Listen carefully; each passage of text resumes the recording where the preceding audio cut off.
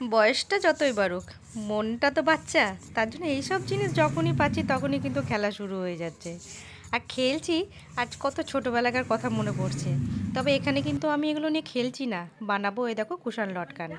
তো কিভাবে বানাচ্ছি চলো দেখে নিই।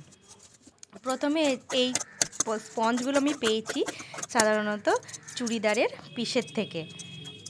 আর এইগুলোকে আমি জমিয়ে রেখে দিই এইসব কাজে লাগানোর জন্য। মনের যত রাগ আছে সব রাগ দিয়ে জিনিস স্পঞ্জগুলোকে কিন্তু আমি কুচি কুচি করে নিলাম। কুচি কুচি করে নেওয়ার পরে এই রকম বরফির মতো করে কাপড় কেটে রেখেছি।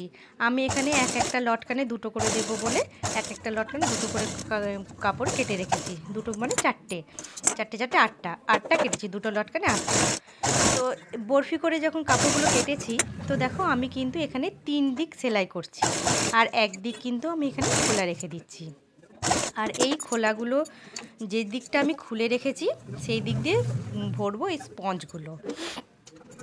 তো তারপর দেখো এখানে করে নিয়েছি আমি খোল, বালিশের খোল যেরকম হয় সেরকম করে দিয়ে বালিশে যেরকম তুলো ভরে সেই রকম করে কিন্তু এখানে তুলো ভরতে হবে। তবেই তো এর নাম কুশান লটকান। তো এমনি করে ভরে নিয়ে দেখো আমার ভরাও হয়ে গেছে সব কিছু। তারপরে একটু কিন্তু রেখেছি এক্সট্রা কুচি, যদি কোনোটাতে মনে হয় কম কম তখন ভরে দেবো, এই বলে কিন্তু আমার এক্সট্রা একটু রাখা আছে।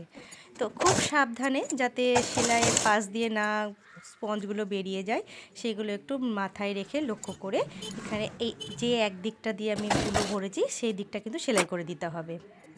সেলাই করে নিয়ে ফিতেটা যখন বানানো হয়ে যাবে, বানানোর ধারটা উল্টে নিতে হবে আগে।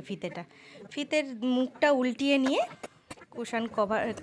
কুশান লটকানটা তোমার ওপর থেকে বসিয়ে নিতে হবে। তো তৈরি হয়ে গেল এমনি করে কুশান লটকান। আর এখানে যদি তোমরা যদি মনে করো যে কোনো রকম লেস লাগাবে, অবশ্যই কিন্তু লাগাবে, কারণ এখানে আমার কাস্টমার কিন্তু এখানে কোনো রকম লেস চায়নি, ওই জন্য আমি এখানে দিইনি। আর তোমরা দুটোর বদলে তিনটে চারটে করে দিতে পারো। তো কেমন লাগলো, ভালো লাগলে অবশ্যই লাইক করে কমেন্ট করবে।